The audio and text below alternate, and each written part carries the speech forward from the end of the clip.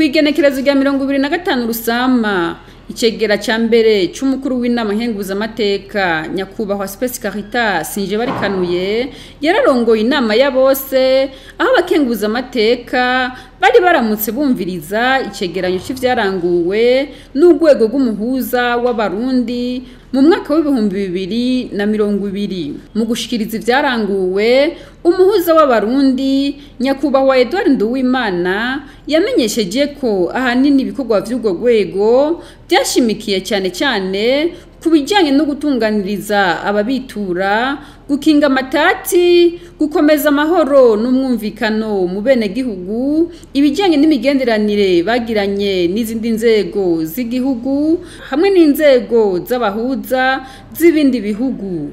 Yashikirije ko mu mwaka w'2020 urwego rw'umuhuza rwarose abagwitura bipfuza gutunganirizwa bangana n'ibihumbi 3,115. Twakiriye abene gihugu batwituye bashika ibihumbi 3,115.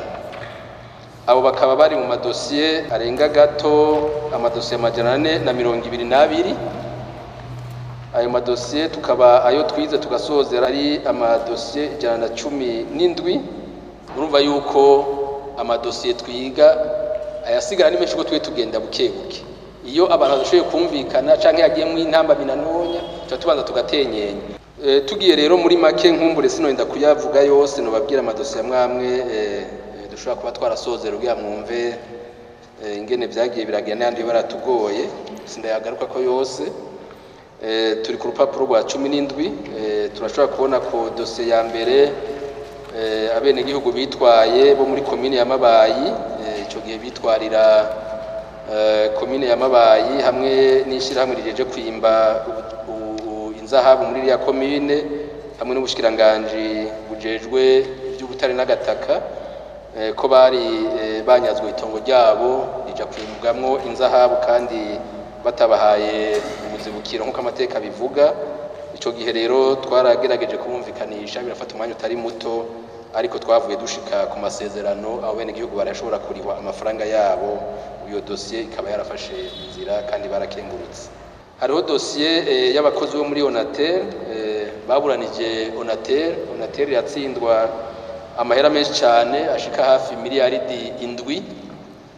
Urubanza rurabana ntabanduka harabana commandement d'execution yuko Onatel bogurisha ibintu vyayo. Murumva yuko ayo mafaranga ari menshi kwishira hamwe rya leta nawe bazati mbega abacamanza baciye nk'urubanza nk'ubwo bobo gukondana inantre de leta a 7 miliyari murumva ko amahera menshi no muri situation normale yishira hamwe murumva yuko yarishe nkayo yoca yugara. Turabatuma ko turagereza kubumvikanisha ko urubanza rwo rwarabaye ntabanduka ntari isaganirizo.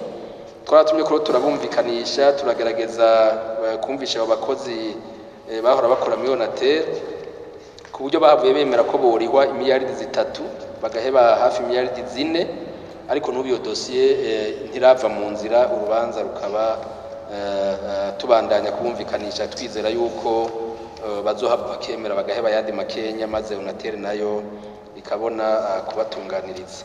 Abakenguza amateka barashimishijwe n'ibikorwa vyaranguwe n'urwego rw'umuhuza mu mwaka w'2020 bongera baramushikiriza ibibazo n'imyitwarariko yabo.